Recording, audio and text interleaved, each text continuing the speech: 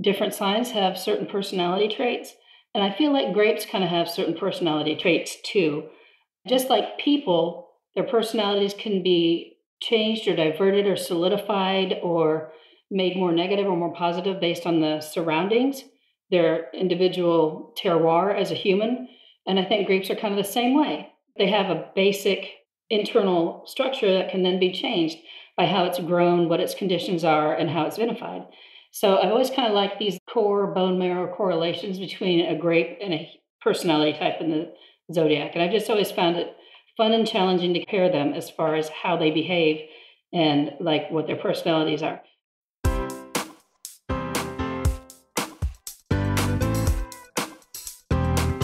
Do you have a thirst to learn about wine? Do you love stories about wonderfully obsessive people, hauntingly beautiful places, and amusingly awkward social situations? Well, that's the blend here on the Unreserved Wine Talk podcast. I'm your host, Natalie McLean, and each week I share with you unfiltered conversations with celebrities in the wine world, as well as confessions from my own tipsy journey as I write my third book on this subject. I'm so glad you're here. Now pass me that bottle, please, and let's get started. Welcome to episode 157. What's it like to experience a piece of Dom Pérignon history? Has the legendary California Chardonnay Chateau Montelena 1973 held up in the years since the Judgement of Paris in 1976? And how can you pair wine with your Zodiac sign? You'll get those answers and more wine tips in part 2 of our chat with Gina Birch and Julie Glenn, who host the Grape Minds podcast on NPR Radio. If you missed the first part last week, no worries, you can still listen to this one now, but go back and take a listen to part 1 afterwards because it was lots of fun. Now, on a personal note, before we dive into the show, I'm continuing to recommend my favorite wine gadgets, especially if you're shopping for wine lovers on your holiday list. This week, I'm highlighting one of the best ways to preserve open wine. It's a simple plastic stopper that's made from 100% recyclable materials called Repour. You just remove the foil seal and insert it into your open bottle as you would a cork. One Repour will keep one 750 ml bottle of wine fresh for up to 2 months or until it's empty, and you can use it in between glasses. According to Dr. Tom Lutz, who invented Repour and who has a PhD in physical chemistry, there's a packet inside the stopper with the active ingredient iron that's FDA approved and similar to what you'd find inside a package of beef jerky. This reacts with and absorbs the oxygen inside the bottle to create iron oxide, which is harmless and stays trapped inside the stopper. There are no byproducts from this reaction and nothing enters the wine. Repour continuously removes the oxygen from the air above the wine as well as from the oxygen dissolved in the wine itself until there is no free oxygen left in the bottle, keeping the wine fresh. Oxygen ages everything, like an apple that's cut in two and slowly turns brown. It can be a friend to wine briefly, as in when you decant a wine that needs to smooth out, but it eventually turns wine into vinegar if left open long enough. Dr. Lutz told me that the Repour is more effective than a spray of inert gases such as argon, carbon dioxide, and nitrogen, like those in private preserve, that flushes out the oxygen from the empty air in the bottle. But Repour also removes the dissolved oxygen in the wine itself, which is where most of the oxidative damage occurs. Because the oxygen is removed, and air is 21% oxygen, the air is not replaced with anything, and a small vacuum is created in its absence. As Repour removes the oxygen, it also depletes the active ingredient, which is why its use per stopper isn't unlimited. You can use it on sparkling wines as it removes oxygen only, not the carbon dioxide that creates the bubbles. However, because the pressure from the CO2 inside the bottle can cause Repour to pop out, Dr. Lutz doesn't recommend it. He's working on a fixture that will securely hold a Repour in place so it can be used on these bottles as well. Repour can be used on larger bottles, like the 1.5 milliliter magnums, which are the equivalent of 2 regular 750 ml bottles. The total amount of oxygen Repour can remove is 1,500 mils. So he suggests using a new Repour on the second half of the magnum bottle. Personally, I love this gadget because I am so picky about drinking fresh wine, and I wish more restaurants would use it on their open bottles. At home, it allows me to open different bottles so I can have a Pinot one night and a Syrah the next. Actually, who's kidding whom here? I can have one Pinot one night and a different Pinot the next night. It also means I don't feel obligated to finish a really expensive wine because it'll still be fresh when I go back to it even a week later. You can order these online from a number of retailers. I purchased mine from masseywines.com in BC. And no, this is not a paid endorsement. I'll suggest some more useful gadgets in upcoming episodes for your holiday shopping. In the show notes, you'll find a link to where you can buy the Repour gadget, a full transcript of our conversation, a link to Julie and Gina's podcast and website, and how you can join me in a free online wine and food pairing class, and where you can find a live stream of the video version of this conversation on Instagram, Facebook, and YouTube every Wednesday at 7 p.m. That's all in the show notes at nataliemclean.com/157. Okay, on with the show.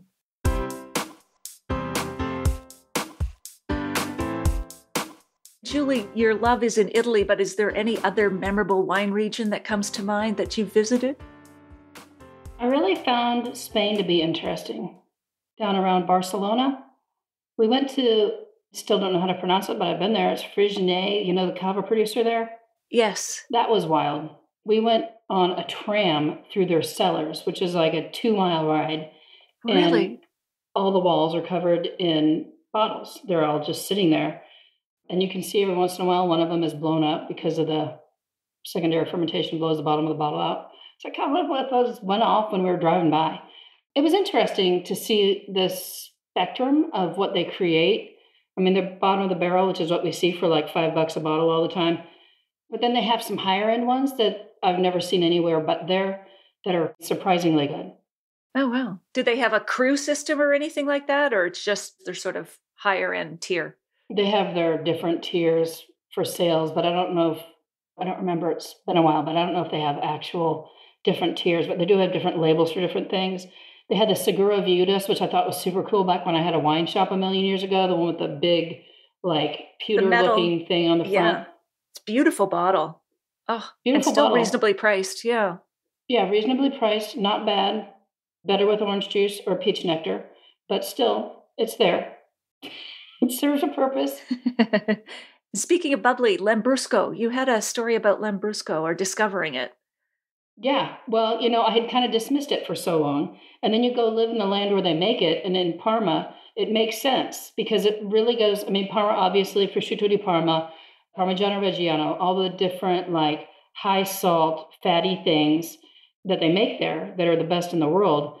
Why would you not have a sparkling dry red wine to go with it? I mean, they have the Prosecco for the whites, but then I kind of had always dismissed it. And then I got a bottle of Lambrusco there, and it was a dry Lambrusco. They're not sweet over there, although that's all I'd ever had here in the United States was always sweet Lambrusco, which is gross. I'll just say it. It's gross. It's not good. Not suggested. Would not recommend. But over there, I got a bottle of Lambrusco. Of course, it was cheap, you know, and I had a glass. I'm by myself, me and my dog. He's not partaking. So I had a glass, and I was like, this is so great. I love it, but I'm done. How do I preserve this? So I called a friend from my class. I was like, what do I do to preserve a bottle of Lambrusco? This cork is not going back in, you know, the little mushroom corks. And he goes, just throw it away. It's right. So cute. Just put it in your fridge, cook with it later, or throw it away. That's it. Right. And does it taste pretty grapey, pretty sort of purpley blueberry-ish, or? Remember the sparkling Shiraz that happened for a while from, it's not as big as that at all. It's much more lean, not very fruit forward, and definitely not sweet, but it's very refreshing and it's perfect when you have like fatty prosciutto or things like that. So I thought it was really good. It's just almost impossible to find here because there's no market for it. Right. Yeah, it's treated still as a novelty. There's always a trend piece saying, Lambrusco, it's coming back. I don't know if it ever was here, but anyway. Yeah, it was here in its sweet version, maybe. Right. Yes. Gina, you were at Chateau Montelena in Napa. And what did you see or do there? This is one of my favorite aesthetic looking chateaus. I mean, it's so beautiful. The grounds, the gardens, and the history there of that wine. And I have a friend who used to be in the hospitality industry here in Southwest Florida, George Blankensee, and he had moved out to Chateau Montelena to work. And there were several of us. I joined some people from the hospitality industry, and we went just messing around, drinking around Napa, and trying and calling on all of our friends for special tours and tastings. And he took us around into the cellar, and we went, and he said, I'm going to show you something. And we all got really excited. And he pulled out a bottle of 1973 Chardonnay. It was a Magnum, from the Judgement of Paris. This is the wine that put California on the map. Wow. And it was like, he brought it out, and we were all like putting our hands on it like it was the baby Jesus. Oh, let me feel it. And then he would let us hold it like the baby Jesus, and I'm like, someone needs to get this away from me. I know I'm going to drop it, and it's going to be like, it's going to be one of those moments where you broke the last bottle of this famous wine. The wine, as you said, and for those who may not know, the 1976 Judgement of Paris, organized by Stephen Spurrier, wine critic, recently passed away, rest in peace, but over in Paris, pitted California and French wines in a blind tasting using French critics to judge who was the best. And that was one of them that triumphed from California. The other was Stag's Leap, I think, in the red category. Right. Yeah. Okay, cool. So you're holding this bottle. Was it the last one? Or I guess there wouldn't be very many left. Probably not. It sounds better for me to say it was the last one. Yes, that's true. This is more dramatic. I like your sense of drama. I'm sure they have a lot stashed here and there in their museum or something too. So on the anniversary of that, a few years ago, Naples Winter Wine Festival, one of the things that they had added were these luncheons prior to the festival itself. And they had the primary people from the Judgement of Paris.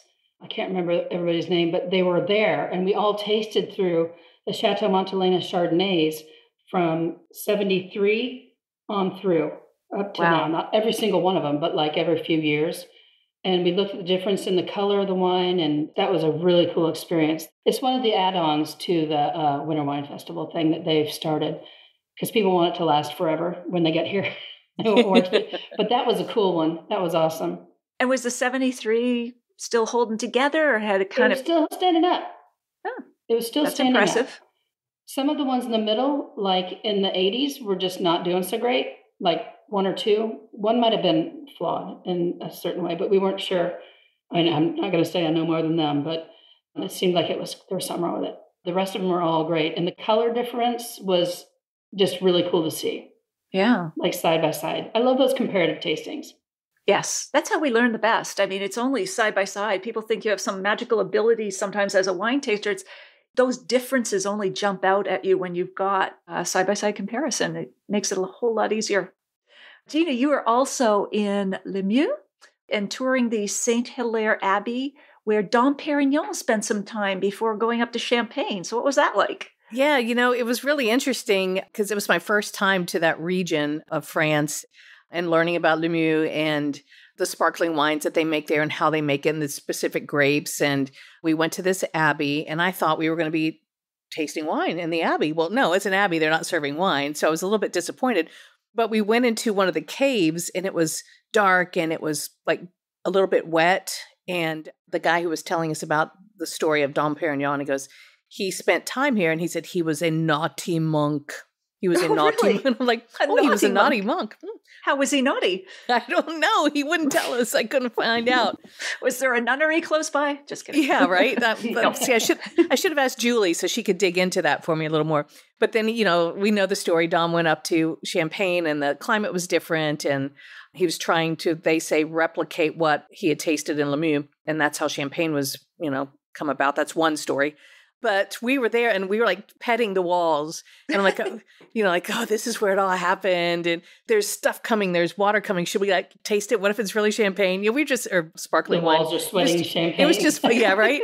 It was fun. We were just having one of those moments where you touch a part of history, and you're there, and not many people get to do that. It was really exciting for me as a sparkling wine and champagne lover.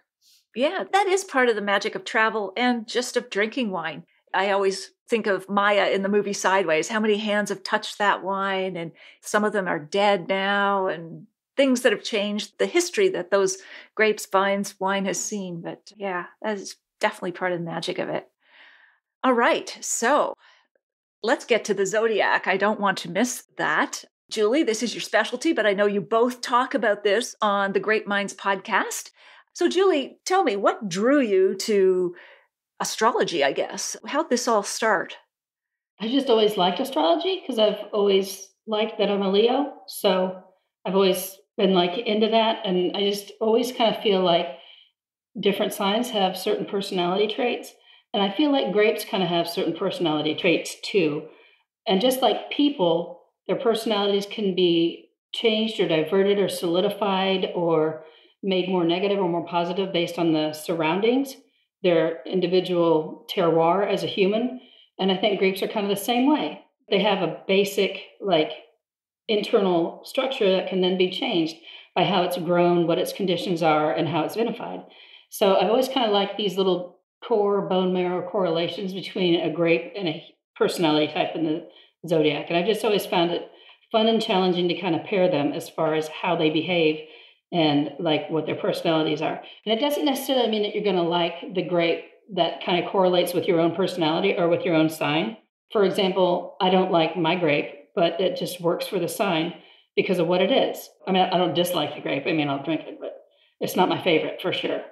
But it's funny because my husband is an Aquarius and I am a Leo. So Leo is very much like Cab, not because of the whole king of the jungle, and because it's like the king grape, but because both Leos and Cabs do better when with others. As a Leo, I like to have my people around me. I don't like being on my own. I like feedback. I like to get people's take on things. I function better, and most Leos do, with their crew, with their squad, their people. And I think Cab, while it can do well on its own at 100% Cab, it can be okay, but it's almost always better with a little bit of somebody else in there, a little bit of Merlot, a little bit of Cab Franc, a little bit of something to soften it up, a little Syrah. Love Syrah with some Cab. But I just feel like as a grape, that's kind of how it behaves. I mean, it thinks it's all things to all people at 100%. It's like, I rock.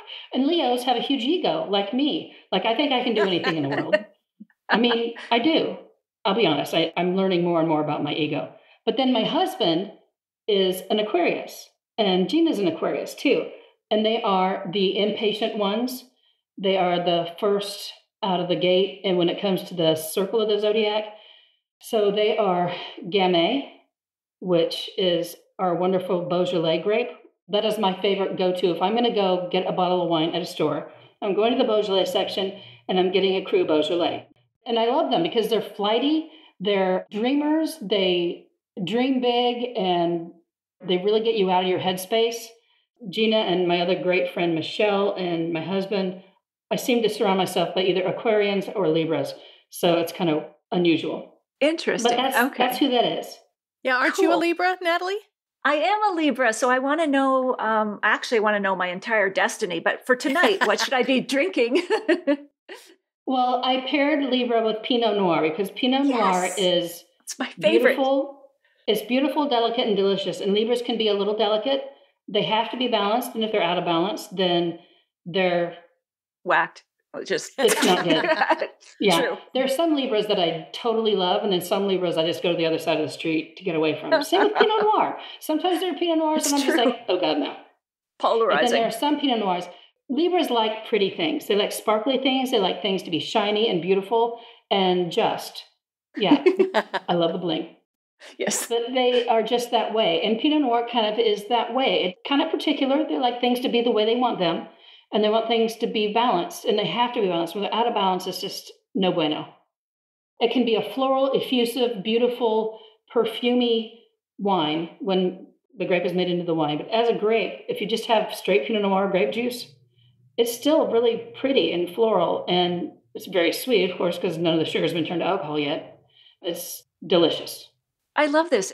Honestly, the way you've described Leo, Aquarius, and Libra, it makes sense. It doesn't feel just like a shtick or something. It actually really makes a lot of sense. And you folks don't know this, but anyone who listens to my lives on Facebook or this podcast going back, Pinot is my go-to. that's all I drink is Pinot Noir. So it was the wine in my stars. It was my destiny. I marinated on this for a lot of years. I really did. Did you? It's taken me a long time to just drill down into. I mean, the obvious is Capricorn is totally Nebbiolo. Like, so obvious. And why is that? Explain. Because Capricorns don't change. They are who they are. They are traditional. They are hard workers. They cannot be deviated from whatever. And Nebbiolo is never going to be deviated. You try and it's going to be a mess. Remember when they tried to overwater it to up production back in the day? It was disgusting. You can't do that. And Capricorns are the same way. You can't dilute them. They're very linear and headstrong. They are determined human beings. Wow. Does any sign get White Zinfandel or anything weird? Well, Sagittarius is Zinfandel because Sagittarius is like the partier. And sometimes Zinfandel goes through its like disco phase, like Leisure Suit. And that was the White Zin period for Zinfandel. The Leisure Suit. Yeah. It's just fun. I just love doing it. That is great. And any other predictions or signs or anything to keep in mind as a Libra? Should I decant? No, I guess I don't have to decant Pinot. I know that. But any other wine tips for Libra or any other signs? I started doing the white grapes, which is much harder because, as you know, white can be very different from producer to place to place. But my favoriteest of the whites has been assigning Assortico to Cancer. Ah, okay. Because if you think about a Cancer, and I understand Cancer because I'm on the cusp, so they're super emotional. They are very guarded. And if you think about Assortico, they're homebodies too. They don't really like to travel a lot for the most part. Some do, but Cancers kind of like their little space. And Assortico likes its space. You don't see it growing anywhere but Santorini. And the way that they grow it there is with the little nest where they take the vine into like a little protective nest and the grapes are grown on the inside to protect it from the wind and stuff. You know, that's how Cancers are. They have that little shell up. They're always protecting themselves. And that's kind of my favorite as far as like, it can be a very intense and acidic, but it's balanced and it's fantastic. And Cancers at their best are just intense, wonderful human beings that are just so good. Then conversely, on the red side, Cancer is a Syrah because it's also like a little velvety blanket sometimes. They're the caring people that take care of you and love you. And they're the people you run to when you really need somebody.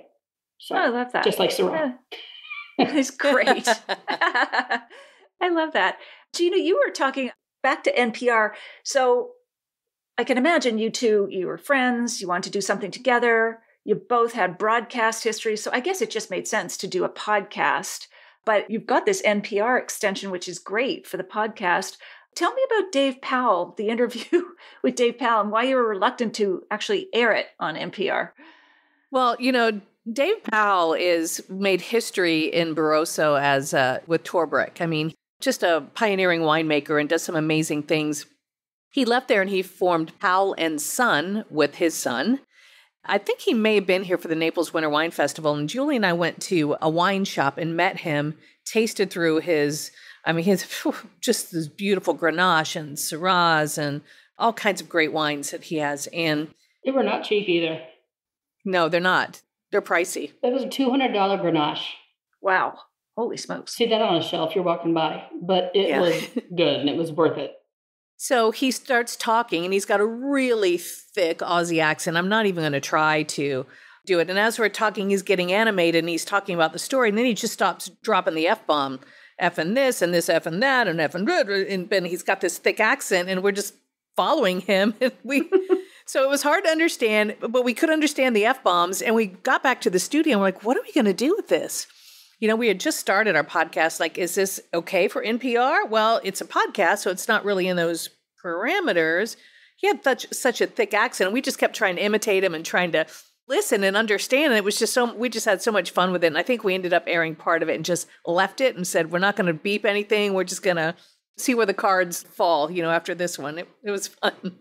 Did anyone pick up on it, or was his accent just so strong? Nobody said anything. And it almost just sounded like it was natural, like it should be. He should be saying that. I didn't get any feedback, so we're just yeah. He was miking wine from gripes. Yes, I remember exactly. Both blasts. From effing gripes. Yeah. All the colorful people you guys have met. It just sounds amazing. So, Julie, on your podcast, you've also shared openly about having cancer, and I am very sorry to hear that. How has that affected the way you taste wine or what you drink? I'm very curious. I've actually, read about how depression, because I've suffered from depression, can take your smell away.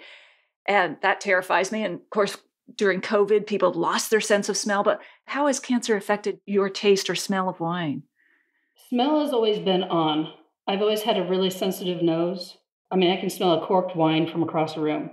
Oh, wow. Like I'm just very overly sensitive this way. Yes. But the problem has been the chemo didn't really do anything, so they took me off of it. But they put me on an immunotherapy drug called Avastin, which it's impossible for your body to grow new blood vessels.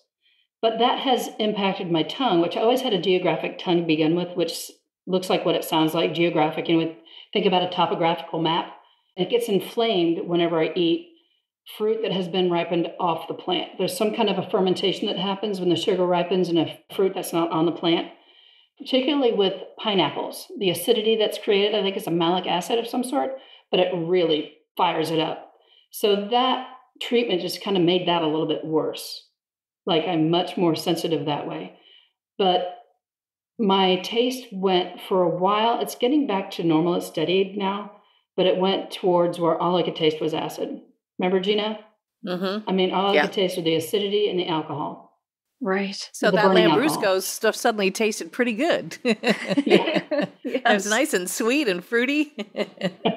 No, but it was an interesting journey and it was frustrating, but also because it's brain cancer, I really didn't want headaches. So it was okay because I didn't really want to drink a lot of wine at all. Sure. Wow. But my go-to when I come home after a busy day and I'm stressed is the Dolin Vermouth Blanc from France, which is just a white vermouth, but not super dry. It's the kind of in-between one, in between the red and that on ice with a squeeze of orange is perfection to me. Oh, I love it. That sounds good. Yeah. Oh. But yeah, so as far as wine, I've gone more towards whites as a result of all the taste situation. But I also live in Florida, and I was kind of heading that direction anyway because it's 5,000 degrees here every single day. And having an Amarone here is like, although that is my boyfriend, Dal Forno Amarone. Every time I see it at a tasting, I'm like, that's my boyfriend right there. That one I will choke down in the middle of the summer.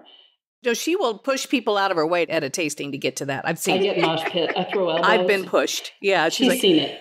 Lasers in on that and just goes for it. I can imagine. I like that with certain Pinots. So yeah. What's your favorite Pinot? Oh, usually, I'm pretty promiscuous.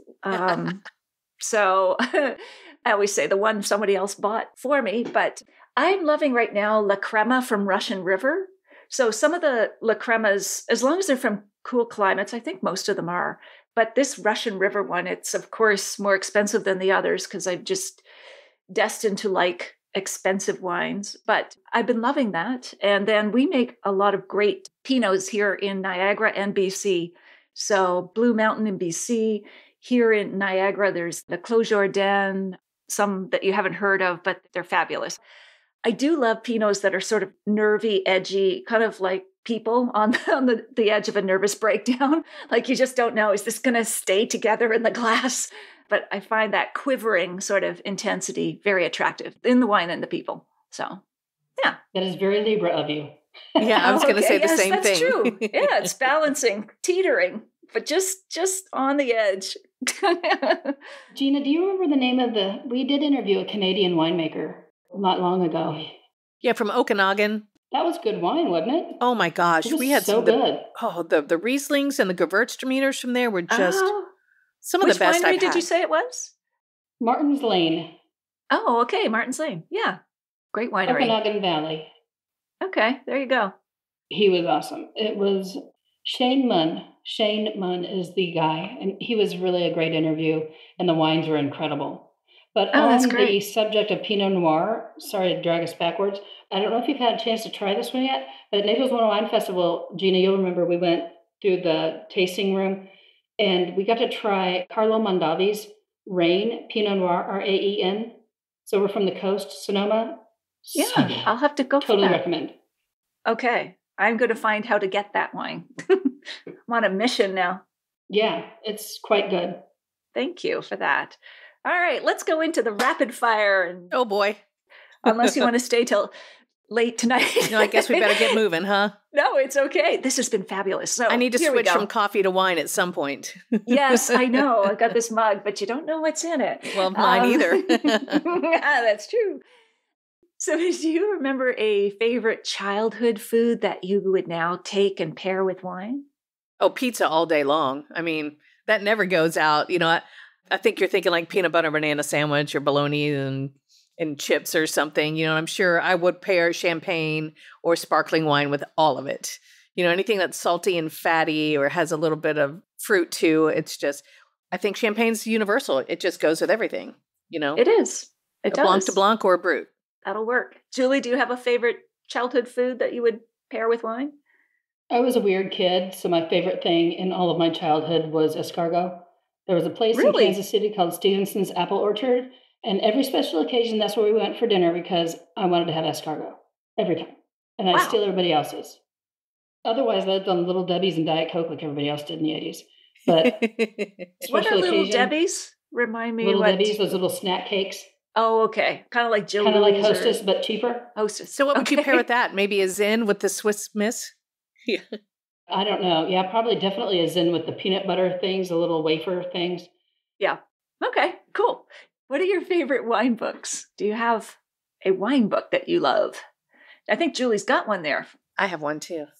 Excellent. Oh, Karen McNeil, is it? No, this is Jancis Robinson. Oh, Jancis Robinson. I was thinking the colors are similar. This is the new one. Oh, the Oxford Companion to Wine.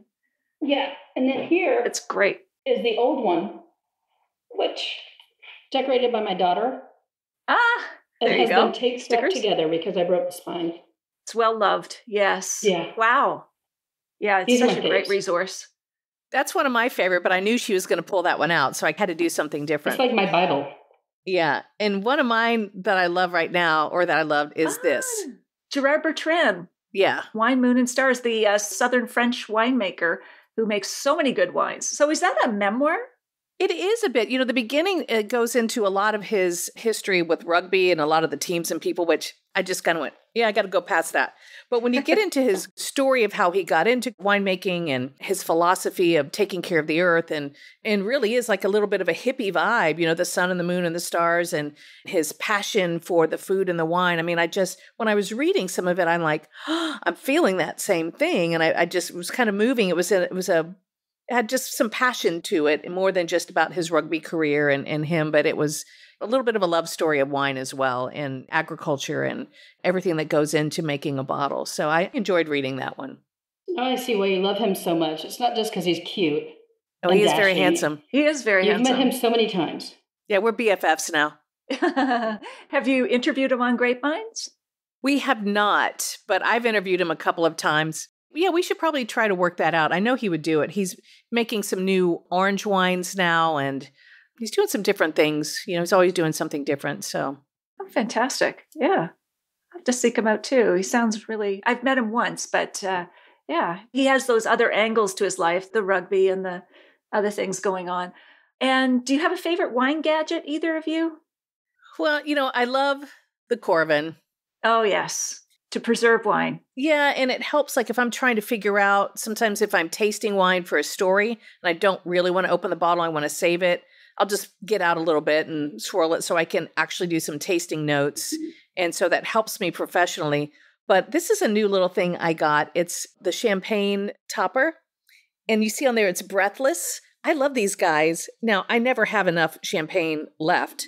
But if you wanted to move it or just keep the bubbles in, keep it fresh while you're drinking it, Breathless is a sparkling wine out of Sonoma, and it's formed by three sisters who made this in honor of their mother for all the moments that she left them breathless growing up. Oh, And wow. the mother died of some lung disease that really does take your breath away. It leaves you Oh. breathless. So they have Wow. all these great touching stories about the love of sisters and family and mom and just living life, making every breath count. And I love that. And I love the stopper that it's gold. And that's my new favorite gadget.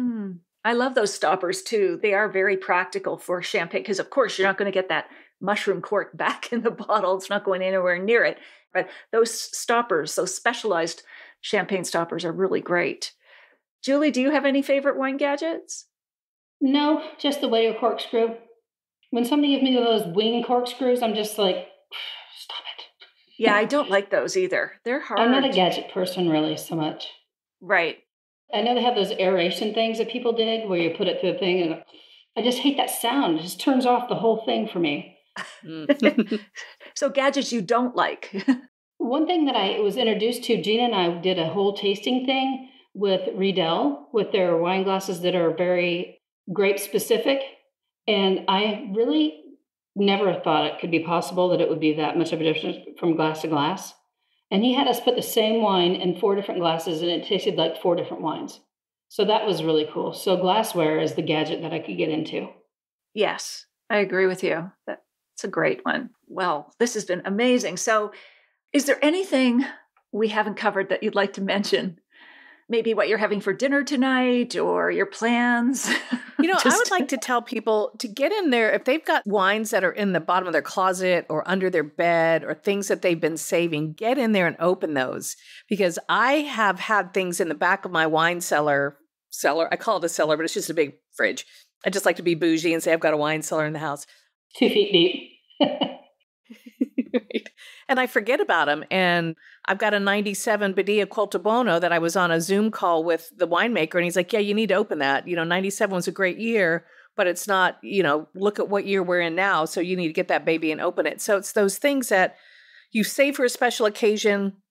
Every day is a special occasion. Open the wine and enjoy it and have some friends over, and don't let it sit until it gets vinegar and you've got to dump it, because that is heartbreaking when you have to do that. That's true. Great advice. Any parting words of wisdom, Julie? Try everything. All I would say is just try every darn thing and get into the Italian whites because they are so good.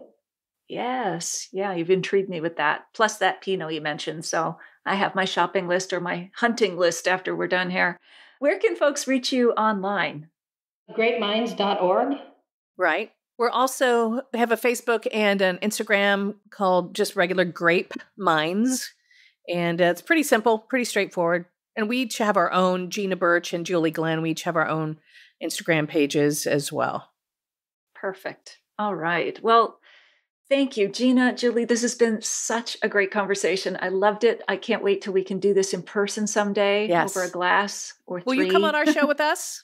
Yes, of course. Come to the Naples Winter Wine Festival for sure. I would love to. It's a beautiful part of the world. And what time of year approximately does it January happen? January. Good time to go.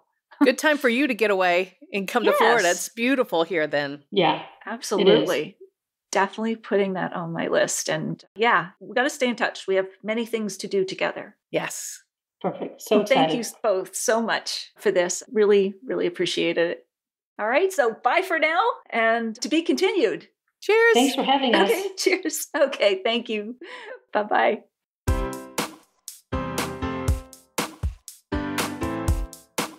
Well, there you have it. I hope you enjoyed our chat with Gina and Julie. Here are my takeaways. Number 1, I love Gina's story about experiencing a piece of Dom Pérignon history.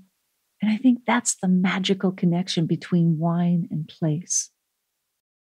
2, I'm so impressed that the legendary California Chardonnay Chateau Montelena, 1973, held up all those years later, even after the Judgement of Paris. And 3, I enjoyed Julie pairing wine with your Zodiac sign. It's uncanny that she picked Pinot Noir for Libras even before we met. As you know, that's my go-to vino. In the show notes, you'll find a link to where you can buy the report gadget, the full transcript of our conversation, a link to Julie and Gina's podcast and website, and how you can join me in a free online wine and food pairing class, and where you can find a live stream of the video version of this conversation on Instagram, Facebook, and YouTube every Wednesday at 7 p.m. That's all in the show notes at nataliemclean.com/157. You won't want to miss next week when I chat with Mallory O'Meara, author of the just published book, Girly Drinks, A World History of Women and Alcohol. O'Meara questions when and why drinking and making drinks became a gendered act, and in so doing unveils an entire untold history of the women distillers, drinkers, and brewers who have played a vital role in the creation and consumption of alcohol from the dawn of time through to today. In the meantime, if you missed episode 94, go back and take a listen. I chat with Dragon's Den Arlene Dickinson, who talks about wine, women, and business. I'll share a short clip with you now to whet your appetite. Wines evolve with time, just like stories change and grow bigger with time. There really is no end to the wine story. That's what I love about it. Every time I open a bottle of my wine, it's a 2010 blend. And when I open it now, I think, gee, it's changing so much, and it's growing and it's maturing and it's fantastic. It's just like a good story, right? Excellent. Wow. Way to tie them together.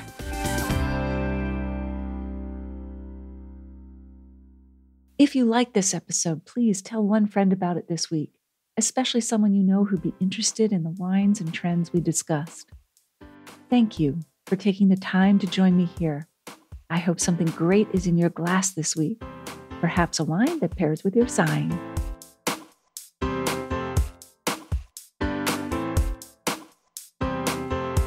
You don't want to miss one juicy episode of this podcast, especially the secret, full-bodied bonus episodes that I don't announce on social media. So, subscribe for free now at nataliemclean.com/subscribe. Meet me here next week. Cheers.